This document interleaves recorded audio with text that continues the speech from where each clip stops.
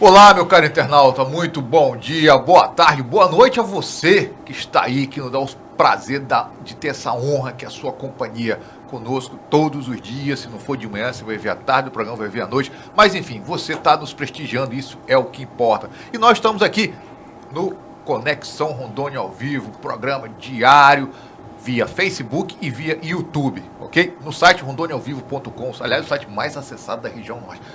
São 6 milhões de acessos todos os meses, segundo o Google, hein? Não sou eu que estou inventando, hein? Quase 300 mil seguidores, meu amigo. Graças a Deus, nosso trabalho está fluindo e você é o motivo, é a razão de nós estarmos aí, ó, nessa batalha diária, labuta, como dizem por aí, batalhando o pessoal da redação, o pessoal da produção, o pessoal da limpeza, até o pessoal do financeiro, do comercial, todo mundo. E o grande Paulo Andreoli, que é o, como diz o outro, é o carro-chefe, é o chefão, é o que manda aqui, é o cara que tem a visão estratégica da coisa, tá bom? Muito obrigado mais uma vez. Nós, o Podcast Federal, falar para você o seguinte: nós temos nossas publicidades legais, meu amigo. Anunciou errata, edital, súmula, aquelas coisas todas. Anunciou com a gente, tenho certeza, todo mundo vai ver. E outra, fica 24 horas no ar, 7 dias por semana, sem aquele risco de virar, sabe, né? Papel para enrolar peixe ou para colocar em assoalho de carro em lava-jato, tá bom? Então, olha só. Anuncia com a gente. Nós classificados, temos agora as publicações legais, são nossos carros-chefes, que graças a Deus, então, você anunciou, tem resultado, quer vender, quer trocar, quer alugar, quer procurar emprego, quer ofertar emprego, meu amigo, chega lá nos nossos classificados, tá bom?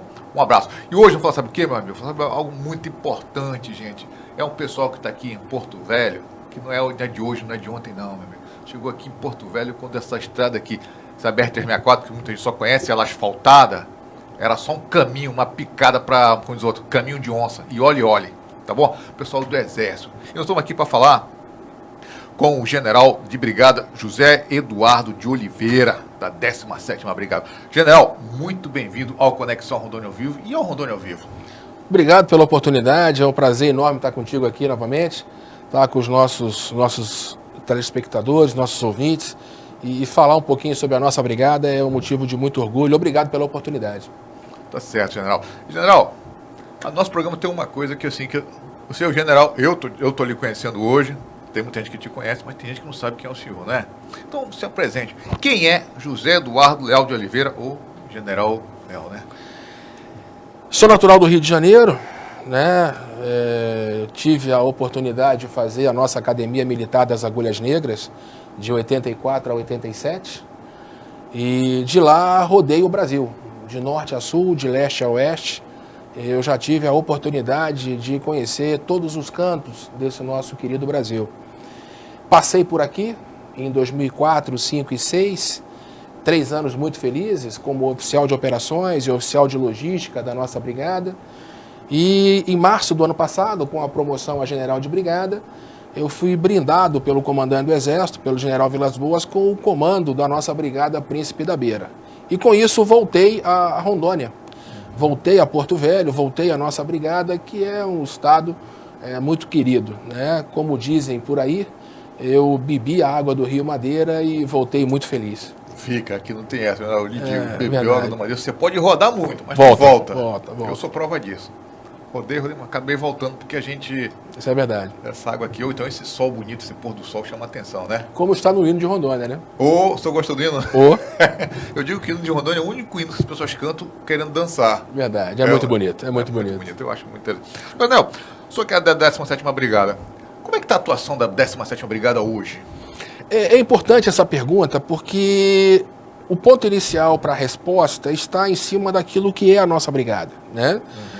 Nós somos uma das 4 brigadas que compõem o Comando Militar da Amazônia, e aí eu me refiro à Amazônia Ocidental. Certo. E a nossa brigada tem como área de responsabilidade todo o estado de Rondônia, todo o estado do Acre e o sul do estado do Amazonas. Para que todos tenham uma noção de espaço geográfico, Manicoré, Apuí, Humaitá, Lábrea, Boca do Acre, Guajará, ou seja, toda essa porção sul do estado do Amazonas, além do Acre e Rondônia, está conosco. Para que se tenha uma ideia de grandeza, eu sempre cito a linha de fronteira, né, que começa lá no oeste, lá na ponta esquerda, em São Salvador, no Acre, até Pimenteiras, aqui ao sul de Rondônia.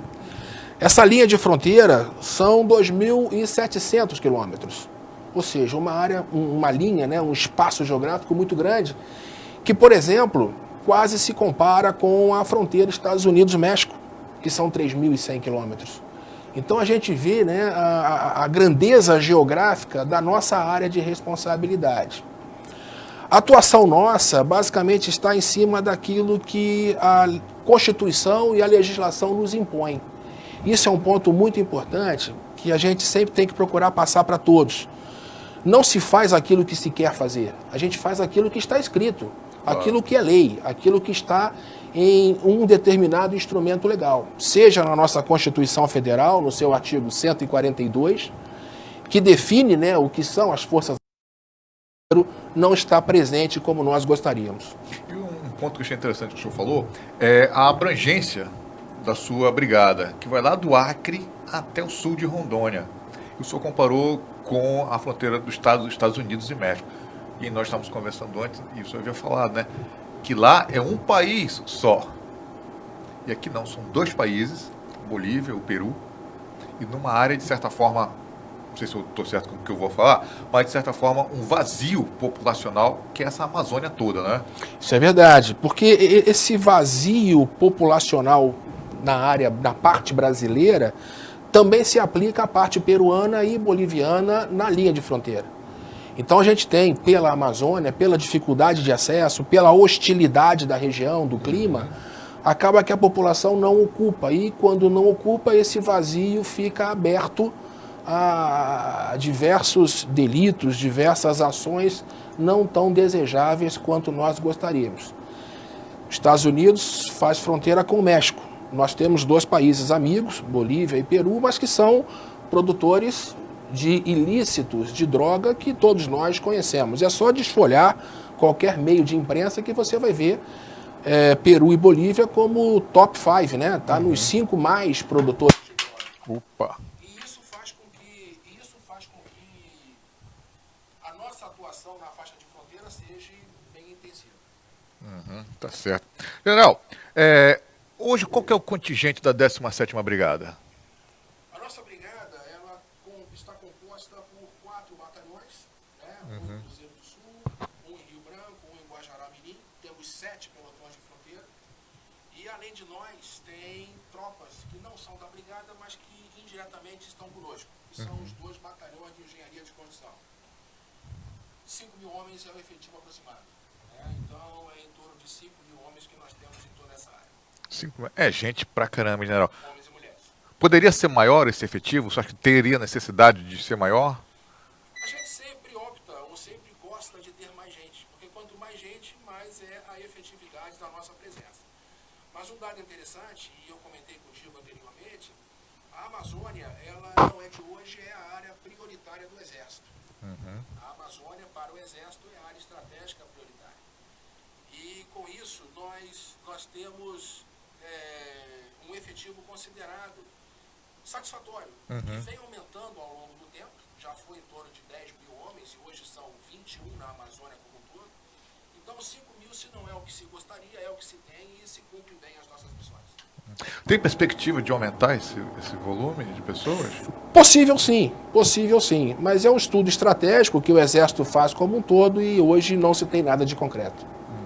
Tá certo. A gente pode dizer que o Exército, nos últimos anos, ele vem saindo um pouco mais do sul, sudeste e chegando mais para a Amazônia, para essas regiões mais distantes dos grandes centros? Essa afirmação é verdadeira. Eu comentei anteriormente que na nossa Amazônia Ocidental, no Comando Militar da Amazônia, são 4 brigadas. Né? 2 vieram recentemente do Centro-Sul, que foi a instalação da Brigada Interfé, que é a Brigada das Missões, que veio lá do Rio Grande do Sul, e a Brigada de São Gabriel da Cachoeira, que veio do Rio de Janeiro, região sudeste. Então a vinda de mais tropa para a Amazônia é algo que o Exército vem fazendo já há algum tempo, alinhado com essa área prioritária que é a Amazônia. Né? A defesa da Amazônia é prioritária para o Exército e não é de hoje, é de décadas. Interessante. E essa transferência, ela está se dando mais para que regiões aqui da nossa Amazônia? Basicamente, nós temos que entender essa Amazônia Ocidental em cima de eixos, né, que carreiam para a região. Então, por exemplo, se você pegar o estado de Roraima, você tem a BR-174, que desce da Venezuela em direção a Manaus. Se você pegar o estado do Amazonas, você percebe nitidamente dois grandes rios, que é o Rio Solimões, Amazonas, Certo. Tabatinga, Tefé, Coari, Manaus, e um pouco mais acima o Rio Negro, Cabeça do Cachorro, né? São Gabriel da Cachoeira, Santa Isabel do Rio Negro, Barcelos. E nessa nossa área aqui, sudoeste da Amazônia Ocidental, que você tem o Acre e Rondônia, você vê muitos rios penetrantes no Acre. Aprendemos em aulas de geografia, né? Quais são os afluentes da margem direita do Amazonas, né? Juruá, Purus, né? Que são rios penetrantes. E o nosso Madeira, né? Que é um rio penetrante com um escoamento excepcional de carga. Então, em função desse estudo geográfico, desse estudo geoestratégico, o Exército vem posicionando as suas tropas. Daí, uma brigada em Boa Vista, uma brigada na Cabeça do Cachorro, uma brigada em Tefé e a nossa 17ª Brigada pegando aqui os dois estados, Acre e Rondônia. Não, quando o Exército, por exemplo, aqui em Rondônia, a gente vê hoje o Exército ocupando um espaço, asfaltando as ruas. Eu espero, e eu sou um dos brasileiros, assim, um dos rondonienses, que torce para que essa estrada de Porto Velho a Manaus volte a ser o que era na década de 70. Asfaltem ela e que ela se torne uma via normal para a gente chegar até Manaus, o pessoal de Manaus vir para cá, enfim. Ainda tem todos os entraves em relação à questão ambiental, mas eu tenho fé que esses entraves, nesse ano de 2019, eles vão cair e a gente vai ter essa estrada e certamente o Exército vai participar desse processo, não é isso? A PR-319, ela é um eixo estratégico prioritário, não só para as Forças Armadas, mas para todos os campos do poder, economicamente falando, geograficamente falando, psicossocialmente falando. Porque nós temos a hidrovia do Madeira, né, que permite o escoamento da produção do centro-sul do país, né, diretamente para Manaus e de Manaus, Rio Amazonas e Oceano Atlântico. Mas falta a estrada, falta a rodovia. Como você disse, a 319 já foi asfaltada. Se você trafega por ela, você ainda encontra algum resquício de asfalto da década de 70, né? E sem sombra de dúvida, estrategicamente falando, geopoliticamente falando, em termos de integração, é excepcional. Com certeza. Você tem embargos, como você bem colocou, mas aí cabe às autoridades competentes julgar sobre a reativação, o reasfaltamento da 319 ou não.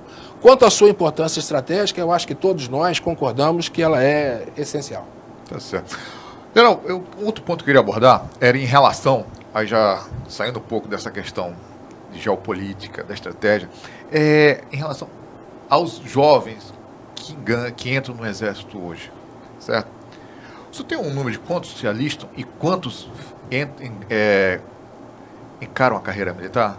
A gente pode passar um dado teórico inicial que vai esclarecer bem essa situação. Todo jovem, ao completar 18 anos, realiza o seu alistamento e a quantidade de jovens que se alista é infinitamente maior do que a necessidade que nós temos nas nossas tropas. Certo. Um batalhão, para que se tenha uma ideia, o batalhão de Guajará-Mirim, por exemplo, ele recebe em torno de 1.500, 1.800 jovens alistados, dos quais apenas 200 vão servir. Caramba, que peneira, hein? Então você vê que, por força de lei, o serviço militar é obrigatório e o jovem não pode se esquecer de se alistar. Claro. Né? Ele entra nesse processo seletivo e dentro das suas capacidades, do seu grau de escolaridade, de uma habilitação que ele tenha, como eu tenho carteira de motorista, eu já tenho uma especialização qualquer em padaria, o que for, tudo isso entra num processo seletivo e a partir daí aqueles 200 servem. Esse serviço militar, ele é obrigatório, inicial e dura 1 ano. Então, terminado esse ano de prestação do serviço militar, ele recebe o seu certificado e retorna para a vida civil. Poucos, e eu diria que 20% aproximadamente, 10 a 15, 20% desses recrutas é que tem a possibilidade de permanecer no batalhão, permanecer no Exército, como militares temporários, até 8 anos. Depois não pode ir. E depois não, porque para ter estabilidade nas Forças Armadas, ele precisa ter feito um concurso. E o concurso público se dá para a Escola de Sargento das Armas ou para a Escola Preparatória de Cadetes do Exército. Então, o jovem, ok, ele se alistou, passou pela peneira, vou servir. Presta o ano de serviço militar inicial. Ok, vou conseguir engajar, permanecer mais 1, 2, 3, até 8 anos. Pode fazer o concurso nesse meio tempo? Pode, ele é livre, leve e solto e deve até. Nós estimulamos o estudo para que esse jovem faça o concurso para a Escola de Sargento das Armas, em Três Corações, Minas Gerais, ou para a SpaceX, em Campinas. E aí sim, concursado, ele prossegue na carreira e aí vai até os seus 30, 35 anos, o tempo necessário. A procura é muito grande? Eu não tenho de cabeça esse dado agora, mas o atual concurso da SpaceX em Campinas, este ano, número candidato vaga, foi quase equivalente à da USP, Caramba. em São Paulo. Então você vê que a procura é muito grande, né? Existem vários benefícios, tem a questão salarial, tem a questão que não é grande coisa, mas é a estabilidade, né? Tem o pendor, né? Porque o militar, e você sabe disso, não tem hora, não tem tempo, não tem lugar. Como eu comentei no início da nossa conversa, eu já rodei o Brasil inteiro, com esposa, com filhos, né? E aí acaba que a cada 2, 3 anos você sai de um ponto e vai para outro, o que gera prejuízo. A esposa, às vezes, não consegue a manutenção do seu trabalho. O filho tem que trocar de escola a cada 2, 3 anos, né? Não cria raízes. Não cria raízes. Então, toda essa peculiaridade da carreira militar deve ser analisada quando o jovem fizer o concurso. Porque, em passando para a ESA, em passando para a SpaceX, se formando sargento, se formando oficial do Exército Brasileiro, ele vai ter essa rotina profissional por toda a sua vida profissional, junto com a sua família, claro. Tá certo. Como é que estão hoje, assim, o senhor avalia, de um modo geral, as Forças Armadas no Brasil? Dados mostram que nós estamos entre as 10 melhores Forças Armadas do mundo. Pesquisas mostram isso. Qualquer site confiável em que você botar os exércitos mais poderosos do mundo, você vê que nós estamos bem, muito bem. Em termos de América Latina, hoje nós somos os primeiros. Não sou eu que estou dizendo. É entrar em qualquer site de pesquisa e você vai ver essa afirmação. Não temos aquilo que gostaríamos, mas temos produzido bastante. Nós temos os chamados projetos estratégicos do Exército, da Marinha, da Força Aérea, que são top de linha e que dão um grande avanço científico e tecnológico. Na nossa Marinha, por exemplo, o submarino nuclear, que é um poder de dissuasão excepcional. Se o país quer ser grande, ele tem que ser grande. Não basta querer, tem que demonstrar. A nossa Força Aérea, com o KC-390, que é uma aeronave genuinamente nacional para transporte de tropa, de grande carga, é uma das melhores do mundo, está em fase final de desenvolvimento. No Exército, nós temos o CISFRON, que é o Sistema Integrado de Monitoramento de Fronteira, que é um projeto piloto no Mato Grosso do Sul, que mostra um elevadíssimo grau de tecnologia se comparado com outros exércitos, né? Nós temos, fechando na Avibraz, né, um sistema de lançamento de mísseis, o sistema Astros 2020, que também é um poder dissuasório muito grande. Porque na hora de você negociar com qualquer potência mundial, você tem que ter respaldo. E o respaldo é dado exatamente por Força Armada, por uma economia, por um estágio social avançado naquela nação que quer coordenar e conversar algo com as demais nações mundiais. O senhor citou como exemplo o avião brasileiro, KC-390. KC-390. Uma pergunta, como é que o senhor vê esse acordo Boeing e Embraer? Isso é uma pergunta para a Força Aérea, entendeu? E para o Ministério da Defesa. Eu prefiro falar da nossa brigada. Vamos falar de ir para o Rio, de montar um posto de bloqueio. Mas parta do princípio que no mundo globalizado que vivemos, a gente precisa estar integrado com tudo aquilo que o mundo nos oferece. Existem vantagens e existem desvantagens e certamente pessoas capacitadas estão pensando nisso. Tá certo. Hoje, ano passado, teve um treinamento aqui na Amazônia que vieram militares de outros países, inclusive americanos, participar do treinamento em conjunto com tropas brasileiras. E todo aquele rebuliço, porque os americanos estão na Amazônia e tal. O senhor vê com bons olhos esse entrosamento? Como eu falei anteriormente, né, a gente tem que entender que vivemos num mundo globalizado. E você tem que conversar, você tem que buscar experiências lá fora e ceder às suas experiências também. Eu mesmo já tive a oportunidade de fazer 2 cursos no exterior. Um nos Estados Unidos e um na Bolívia. E foi um momento de intercâmbio excepcional. Então você precisa intercambiar informações, intercambiar experiências. Evidentemente que aquilo que não pode ser divulgado, a gente não divulga. Claro. Se você vai nos Estados Unidos, tem certos aspectos que ele não vai te mostrar e você respeita. É o pulo do gato, né? Ok? Esse exercício que você comentou ano passado, foi em Tabatinga, foi top de linha no tocante a intercâmbio num quadro de assistência humanitária, de ajuda humanitária. E quis Deus que tudo se alinhasse e este ano nós estamos praticando aquilo que se treinou no ano passado, lá em Roraima, lá em Boa Vista, nessa crise da Venezuela, né? Recebendo venezuelanos, realizando a chamada Operação Acolhida. Essa Operação Acolhida hoje, lá em Roraima, ela já foi premiada na ONU. Agora, questão de 2 semanas. E esse prêmio só se deu fruto daquilo que você treinou no ano passado. Porque não me venha com aquele papo de que na hora sai. Não. Não. Um bom time de futebol só joga para ganhar se ele treinou. Se não treinou, não sai. E foi feito um belo treinamento. Tivemos países não só americanos, mas da Europa, que vieram para participar como assistente. E deu um resultado excepcional. Se você me permite esse gancho, claro, eu falo da nossa participação no Haiti. Era uma das minhas perguntas. Né? Ficamos 13 anos no Haiti, numa missão humanitária, né, na missão de paz da ONU, e a ONU reconhece hoje o Haiti como um dos principais casos de sucesso de missão de paz. Isso é motivo de orgulho. Você, brasileiro, tem na ONU essa grande gaivota azul de sermos exemplo de atuação, de correção de atitudes, de ação humanitária. O haitiano chora quando vê o brasileiro de gratidão, de emoção. Então, você vê que nada é feito por acaso.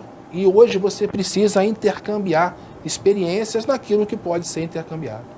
É interessante, ano passado eu estava lendo um artigo que houve aquela vinda de haitianos para o Brasil, em boa parte foi por causa desse contato que eles tiveram com os brasileiros. Acirrou aquela curiosidade, eu quero conhecer esse país, eu quero morar lá. O brasileiro ele é muito receptivo, isso faz parte do nosso DNA. Nós nos comunicamos fácil, nós somos afáveis. Você hoje trafega pelo Brasil de norte a sul e você não identifica um branco, um negro, um índio, um flamenguista, um vascaíno, um corintiano, um palmeirense, porque somos uma mescla de tudo isso. E isso faz com que a gente se relacione muito bem aí fora. Né? O brasileiro tem essa característica. E o Haiti nos permitiu exemplificar isso. Chegamos no Haiti, um país de idioma francês. Né? Nós aqui no Brasil, lamentavelmente, não damos importância devida ao estudo de idioma. Né? Verdade. O estudo do espanhol, do inglês, que é a língua mundial. Né? Que hoje, para você viajar a qualquer lugar, o inglês, né, te permite se comunicar. Chegamos lá no Haiti, o idioma francês, os idiomas locais, e mesmo assim, nos relacionamos de maneira muito rápida e muito simpática e muito gentil com aquele povo que precisava daquele apoio. ainda mais depois do terremoto, né, de 2009, 2010, né?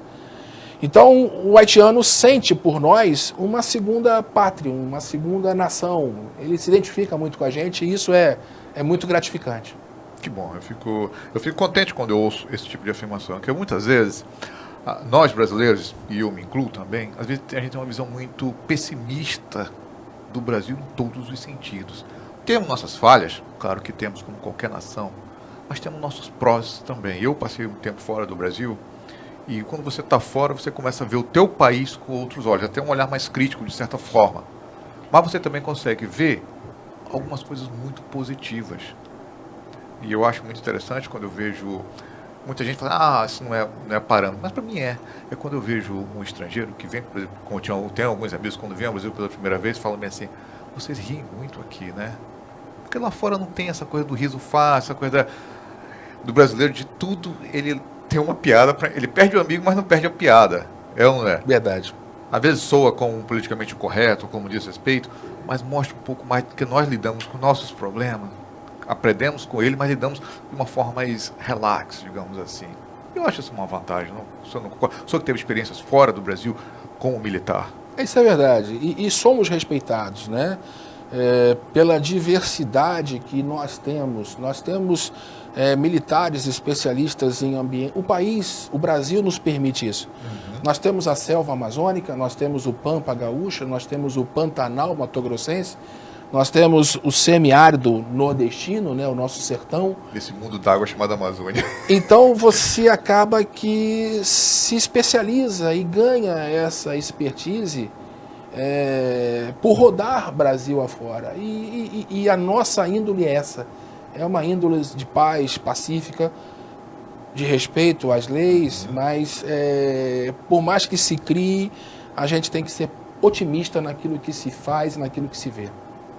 General, antes que nós estávamos conversando, antes de começar a entrevista, eu lhe fiz uma pergunta e o senhor falou para mim, não, essa pergunta eu prefiro esperar para acontecer. Mas desculpa, mas eu tenho que insistir nela. Talvez o senhor me dê a mesma resposta.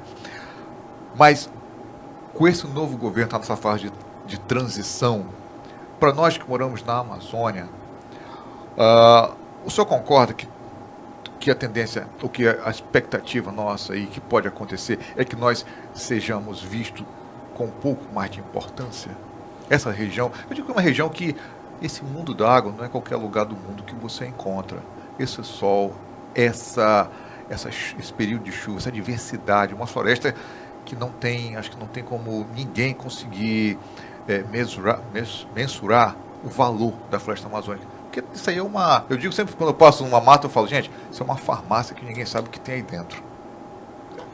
É verdade. O nosso comandante, General Vilas Boas, ele foi muito claro, e ele é uma liderança incontestada, né? Ele foi muito claro quando ele disse que o militar das Forças Armadas, ele é apolítico e apartidário. O que significa isso? Né? Nós somos ou pertencemos a uma instituição de Estado. Não somos uma instituição de governo. Até porque o governo, seja federal, estadual, municipal, daí a 4 anos, ele tende a ser trocado. Então, como instituição de Estado, a gente precisa ver o Estado brasileiro. Isso é um primeiro aspecto que é muito importante que todos entendam. Quanto à importância da região amazônica, isso vai ao encontro daquilo que nós conversamos anteriormente. Não é de hoje que o Exército vem colocando meios, pessoal, material, na região amazônica, por entender que a região amazônica é uma área estratégica prioritária, pela água, pela biodiversidade, pelos minerais que temos aqui. Como eu comentei com você, citei as 2 brigadas que vieram do Centro-Sul e hoje estão em Tefé, na Calha dos Solimões, e na Cabeça do Cachorro, na Calha do Rio Negro. Essa preocupação nossa em ocupar a Amazônia, em trazer desenvolvimento para a Amazônia, é algo que já acontece há tempo. E a gente torce, sim, para que o centro-sul do país enxergue a Amazônia com a devida importância que ela tem. Se você me permite, Eu vou fazer um gancho com o projeto Rondon, que nós recebemos no ano passado. Ano passado, julho de 17, nós tivemos os 50 anos do projeto Rondon aqui em Porto Velho, onde tudo começou há 50 anos atrás. E recebemos universitários do centro-sul do país. Gente de Porto Alegre, Brasília, Rio, São Paulo, Minas, Brasília, que nunca tinham estado na região amazônica. Nunca pisaram aqui. E aquelas brincadeiras naturais de quem chega achando que, por exemplo, Porto Velho é a capital de Roraima. Não, não é. Porto Velho é a capital de Rondônia. Roraima está lá em cima. Exato. Jovem que chegou aqui no aeroporto Jorge Teixeira e perambulando pela cidade imaginava que ia encontrar cobra e jacaré no meio da rua. Não, Onça. Não é assim, né? Então, esse desconhecimento do centro-sul do país, e eu estou falando de universitários, pessoas esclarecidas, é muito grande. Então, trazer este jovem, trazer a sociedade brasileira para a nossa realidade, é algo que precisa ser feito, sim, de maneira mais efetiva. E aí, eu não me refiro só a universitários, né? Basicamente em cima daqueles 3 pilares que são o básico de qualquer sociedade. O que cada cidadão quer? Ele quer saúde, ele quer educação e ele quer segurança. Então, se esses 3 pilares forem mais efetivados aqui na região amazônica, a região tende a crescer e certamente a exploração econômica sustentável tende a dar resultado não só para a região, mas para o Brasil como um todo. Concordo com o senhor. Eu imagino que essa nossa região, ela, devido às preocupações ambientais mundiais, é uma região que a cada ano ela vai ganhando muito mais importância no cenário mundial. Não tem como. Agora, a Amazônia é nossa. É nossa e ninguém tasca, né? Não me venha com esse papo de Amazônia mundial, não. A Amazônia é brasileira e brasileira continuará sendo. Esse negócio de tem que ser administrada por um conjunto de países não dá certo. A Amazônia é nossa. A Amazônia é nossa. É brasileira, é nossa. General, essa sua experiência que o senhor teve fora do Brasil, foi só no Haiti ou em algum outro país? Eu não passei pelo Haiti. Estive lá de passagem, mas não servi. Eu morei nos Estados Unidos, morei na Bolívia. E essa experiência internacional nos dá um ganho muito grande. Porque, como você bem comentou, nós precisamos ser mais otimistas.